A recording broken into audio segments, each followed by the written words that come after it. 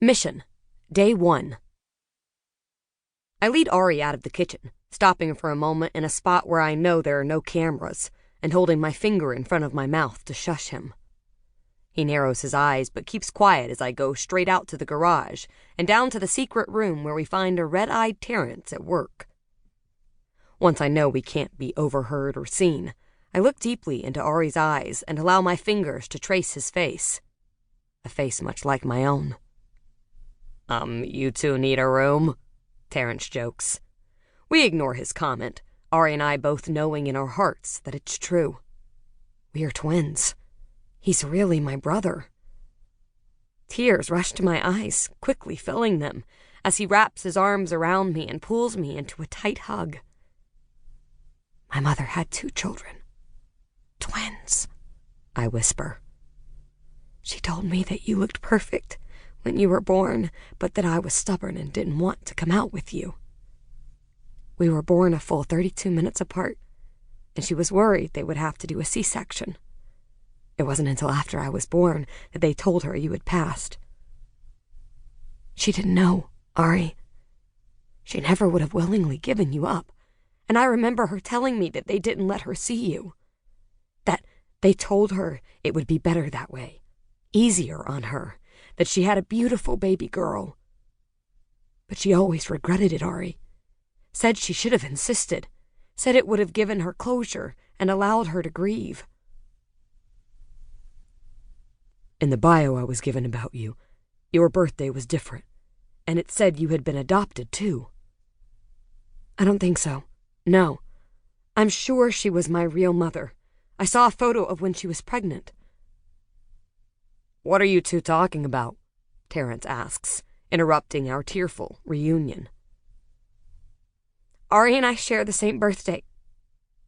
We're twins, I say. Twins? Terrence asks, studying us. I thought it was just good casting. That's what we thought too, but it's been more than that. We felt comfortable with each other since we met. We just didn't know why.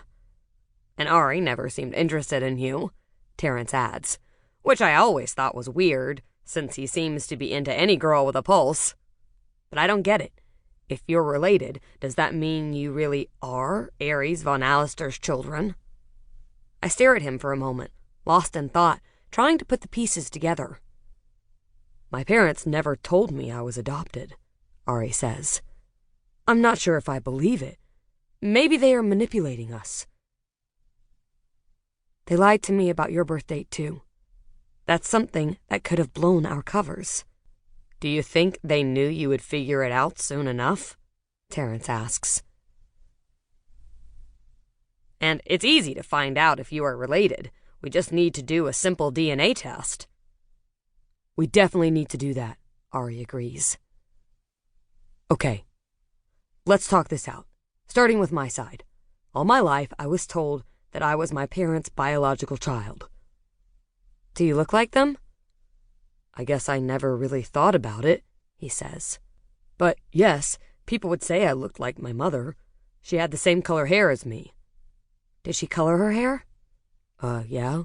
Why do you ask? What color was it when it wasn't dyed? Darker, I think. Did she purposely dye it a dirty blonde?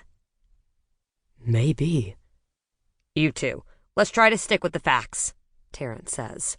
Your full birth name, Ari. Aristotle Allister Bradford. Your middle name is Allister? I ask, shocked. Like Von Allister. Isn't that a bit of a coincidence? I never thought of it that way. He bristles. But I suppose, in retrospect, yes, it's a little unusual. Did your parents ever tell you why they named you that? Terrence asks. I think it's pretty obvious that I was named for the Greek philosopher. Ares was the Greek god of war, Terrence fires back. I'm still trying to take this all in. We have to go back to our birth, I say out loud. What do you mean? Terrence, you once said that my cover goes back to birth. Maybe they aren't covers. Maybe they are the truth. Maybe that's why they're so good.